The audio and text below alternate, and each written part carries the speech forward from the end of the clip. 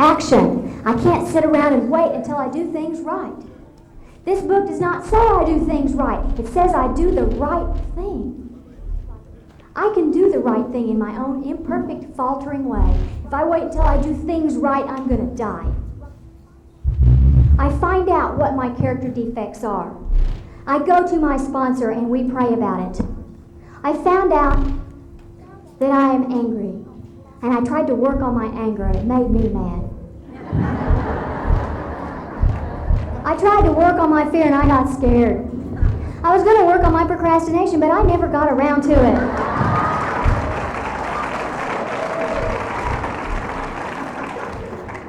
You know, this book does not say that God helps me work on my character defects. It says He does it. God does it. I don't have any power over Him. God does it. In His way and in His time. What I found out about my character defects is the greatest secret. My character defects and my assets are the same thing. I brought my little friend with me. Dumbo. Dumbo is a representative of me. His greatest defect was his big ears, until he found out they were his asset because he could fly. My greatest defects are my assets. God made me a particular person. He made me the way I am. He gave me the characteristics that I have. For a reason. He wants me to be me. You know, when I got in the program, I didn't want to be me. I wanted to be Phyllis. I wanted to be my sponsor. I didn't want to get in touch with my feelings. I wanted to get in touch with Phyllis's feelings. She felt good. I felt bad. But God didn't make me her. He made me, and He gave me certain characteristics. My whole problem was that I had turned them towards self-will instead of towards God's will. You know, each one of them. I have stubbornness. That's a defect. When I turn it toward God's will, it's called persistence, and it's an asset. When I'm dependent on other people, it's a defect. When I'm dependent on God, it's an asset. Procrastination is a terrible defect I have. When I turn it toward God's will, and it's a highly prized asset. Every one of the character defects that I have are my assets. If I can learn to see it, if I can turn them toward God's will instead of towards my will. My whole problem had been the misuse of willpower. I tried to bombard my problems with it rather than bringing them into alignment for God's will.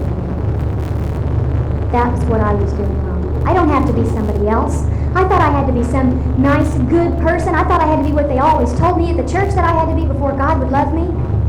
I never thought that God loved me the way I am, that He would help me be who He wants me to be. I get to be me now. Something I have never gotten to be before. I get to be me. You know, on the last fifth step I did, my sponsor told me something really heavy. She said, I think you're a sweet and lovely person. How do you deal with something like that?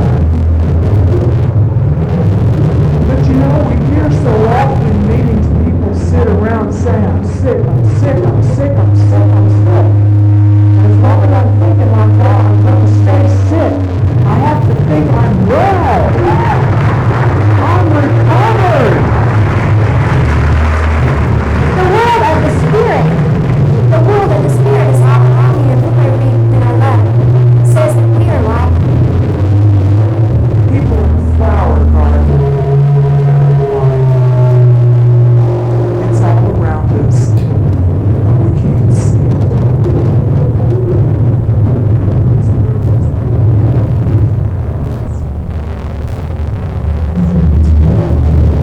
And all I have to do is a few simple things.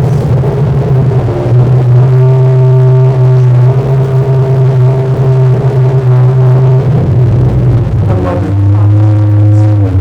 Great comment. Made a list of all people we have common. Because see, I thought I had to be willing to make amends to them before I could put them on the list. But that comma means I don't. Means I can put them on the list and then worry about people later. Because otherwise my list would be real short. I made a list of all the people I've harmed. And then I became willing to make amends to them by praying about it. I made several lists. The first was the list I was really anxious to go out and make amends to them. The second list